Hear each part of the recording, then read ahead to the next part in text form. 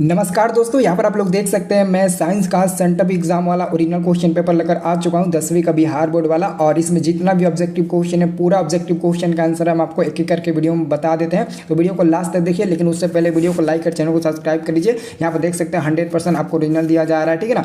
हर exam में मदद मिलेगा, चैनल को सब्सक्राइब कर लेना। और सब्जेक्टिव क्वेश्चन टेलीग्राम पर डाल दिए हैं, सब्जेक्टिव क्वेश्चन जाकर टेलीग्राम से आप लोग डाउनलोड कर लीजिए। तो यहाँ पर देखिए बाबू, आपका पहला नंबर क्वेश्चन है। पहला नंबर क्वेश्चन, अवतल दर्पण से परिवर्तन के बाद किरण बिंदु से गुजरेगी, तो पहला का आंसर हो जाएगा आपका सी नंबर फोकस है, ठीक है ना। याद रखना, पूरा क्वेश्चन एक एक करके याद करिए। सब्जेक्टिव क्वेश्चन टेलीग्राम पर मिलेगा बाबू, टेलीग्राम जाकर ज्वाइन कर लो, वहां से आपको मिल जाएगा।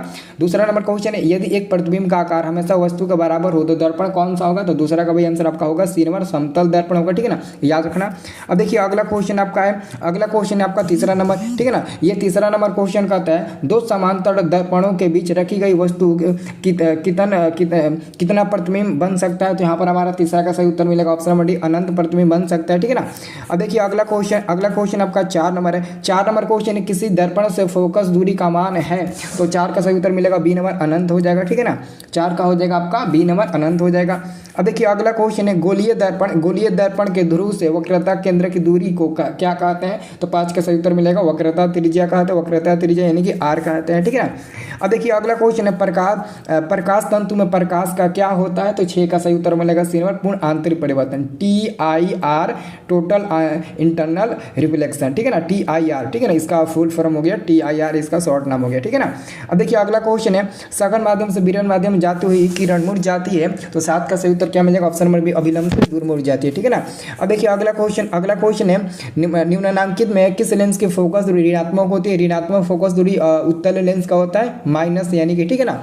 अब देखिए अगला क्वेश्चन आपका है 9 नंबर आप लोगों का क्वेश्चन है, निम्नलिखित में किसका अपवर्तनांक सबसे अधिक होता है, हीरा का अपवर्तनांक सबसे अधिक होता है, कितना होता है 2.42 होता है, ये तो आपको पहले से पता होगा, ठीक है ना। अब देखिए अगला क्वेश्चन, यदि प्रकाश की चाल निर्वात में सी, तो कांच में प्रकाश की चाल क्या होगा। देखो जल्दबाजी में आपको बता रहा हूँ, ठीक है ना, तो इस क्वेश्चन को आप लोग बता देना क्या होगा, ठीक है ना। हमको लगता है कि 2/, यहाँ पर हमारा लगता है इसका आंसर ऑप्शन नंबर, इसमें थोड़ा सा हमको डाउट लग रहा है, ठीक है ना, तो जल्दबाजी में बता रहा हूँ, ठीक है ना। आप लोग एक बार इस क्वेश्चन को सॉल्व कर लेना, ठीक है ना। अगले क्वेश्चन देखिए, स्विच लगाए जाते हैं, मैंने आपको कई बार बताया था ये क्वेश्चन, ठीक है ना, धनात्मक तार में लगाते हैं, ठीक है ना। अब देखिए अगला क्वेश्चन है आपका, अगला क्वेश्चन है, वोल्टता V1 पर शक्ति P1 एक प्रतिरोधक वोल्टता V2 पर शक्ति P2 की प्रतिरोधकता को श्रेणी क्रम में जोड़ा गया, यानी कि श्रेणी क्रम में डायरेक्ट जोड़ा गया है, तो इसका आंसर क्या होगा, बहुत ईजी प्रश्न है, ठीक है ना, सी नंबर आपका मिल जाएगा, इसे याद रखना है, ठीक है ना। अब देखिए अगला क्वेश्चन है 13 नंबर क्वेश्चन आपसे पूछा है, निम्नलिखित में कौन अभिव्यक्ति विद्युत शक्ति को निरूपित करता है। देखो ये भी करता है, ये भी करता है, ये भी करता है, यानी कि डी नंबर वाला सब आपका आंसर हो जाएगा, ठीक है ना। अब देखिए अगला क्वेश्चन है, विभक्त वलय। देखो अगला क्वेश्चन, विभक्त वलय का उपयोग होता है तो मोटर में होता है, विभक्त वलय का उपयोग होता है तो प्रयुक्त होता है तो मोटर में ही नहीं होता है। 14 का आंसर क्या मिलेगा, ए नंबर मिल जाएगा। इजी क्वेश्चन पूछा है। अगला क्वेश्चन है, विद्युत घंट विद्युत धारा किस प्रभाव का कार्य करता है, बहुत ईजी प्रश्न पूछ दिया, उसमें प्रभाव का कार्य करता है, ठीक है ना। अब देखिए टिहरी बांध का निर्माण किस राज्य में हुआ था, उत्तराखंड में हुआ था, टिहरी बांध का निर्माण उत्तराखंड में हुआ था। कितना इजी प्रश्न पूछा है, ठीक है ना। अब देखिए अगला क्वेश्चन है आपका 17 नंबर, बैटरी से किस प्रकार की धारा प्राप्त होती है, बैटरी से हमारे डायरेक्ट करंट की प्राप्ति होती है, यानी कि दिष्ट धारा, डायरेक्ट करंट, यहाँ पर देख लो इंग्लिश में लिखा है, ठीक है ना। अगला आपका क्वेश्चन है, क्रांति कोण सघन माध्यम में आपतन कोण है जिसके अनुरूपी आपतन कोण होता है, तो आपका 18 का सही उत्तर मिलेगा बी नंबर 90 डिग्री का होगा, यानी कि राइट एंगल ट्रायंगल, ठीक है ना, समकोण त्रिभुज समकोण होगा, ठीक है ना। अगला क्वेश्चन है, वस्तु दूरी घटने पर उत्तल लेंस का आवर्धन का मान क्या होता है, तो 19 का सही उत्तर क्या मिलेगा, ऑप्शन नंबर ए मिलेगा, घटता है, वो भी घटेगा, ठीक है ना।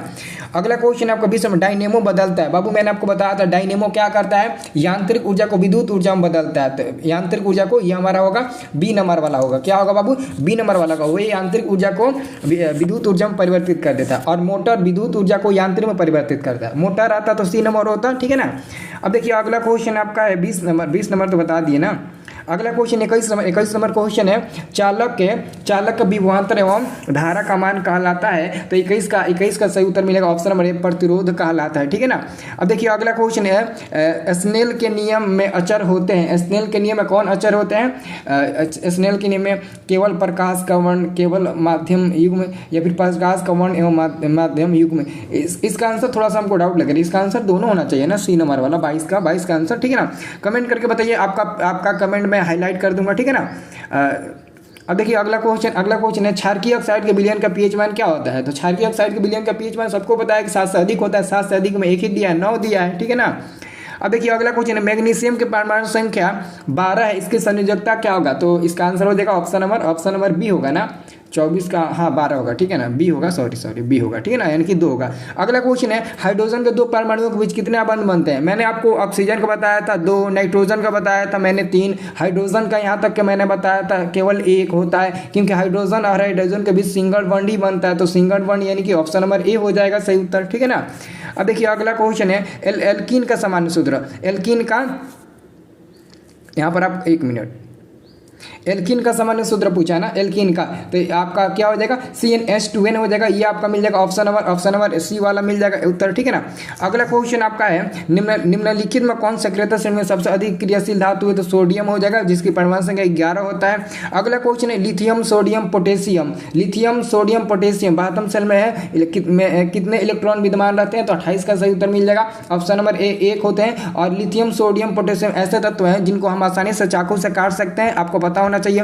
अगला क्वेश्चन आर्गन। आर्गन को क्या बोलते हैं। आर्गन Ar होता है, इसकी परमाणु संख्या आपसे पूछा गया तो 29 का सही उत्तर मिलेगा, ऑप्शन नंबर ए मिलेगा, 18 होता है, आर्गन 18 होता है। अगला क्वेश्चन है कमरे का ताप पर द्रव अवस्था में रहने वाली अधातु पूछा है तो ब्रोमीन हो जाएगा, ब्रोमीन यानी कि Br होगा।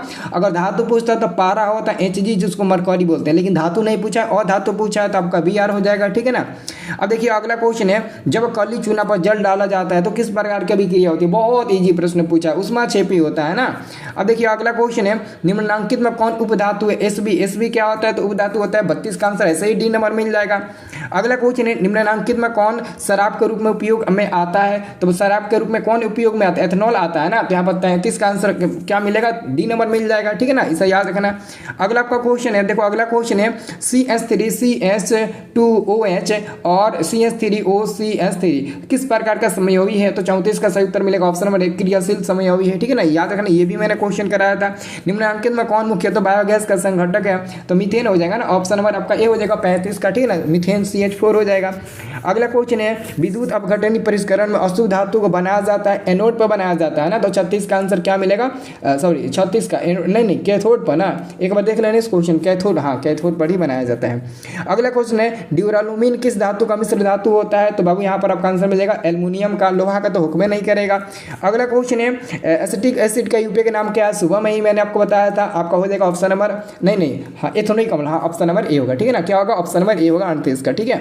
अब देखिए 39 नंबर क्वेश्चन है एथेनॉल को सांद्र H2SO4 के साथ 170 डिग्री सेल्सियस पर गर्म करने पर निम्नलिखित में कौन बनता है। तो आपका 39 का आंसर मिलेगा बी नंबर C2H6 बनेगा। और अगला क्वेश्चन देखिए निम्नलिखित में कौन सी धातु ठंडे और गर्म जल से अभिक्रिया नहीं करती है। तो आपका लोहा हो जाएगा ना, लोहा दिया ना, हाँ ऑप्शन नंबर बी हो जाएगा, ये भी बताए थे, बी नंबर मिल जाएगा। अब देखिए अगला क्वेश्चन आपका है 41 नंबर निम्नलिखित में कौन रेडॉक्स अभिक्रिया है। और भी यहाँ पर क्वेश्चन है, लेकिन दोस्तों मैं सोचता हूँ ना अभी सोशल साइंस का भी आप लोगों को करा दूँ, सोशल साइंस भी करा दूँ, इसलिए बाकी 40 तो आपने कर लिया और 80 में 40 ही आपको करना है। अगर आपको पूरा 80 चाहिए ना तो टेलीग्राम में आप लोगों को मिल जाएगा, टेलीग्राम ज्वाइन करिए, लिंक डिस्क्रिप्शन में मिल जाएगा। टेलीग्राम में सब कुछ मिल जाएगा, A to Z हर चीज़ आपको टेलीग्राम में मिलेगा, टेस्ट भी वहाँ पर देने को मिलेगा, आपको एग्जाम समाप्त हो जाएगा तो फ्री में क्लास भी आप लोगों को मिलेगा। तो टेलीग्राम जरूर ज्वाइन करना, लिंक डिस्क्रिप्शन में दे दिया गया है, आप लोग जाइए टेलीग्राम ज्वाइन करिए। और हाँ वीडियो को लाइक कर चैनल को सब्सक्राइब कर लीजिएगा बाबू, ठीक है ना।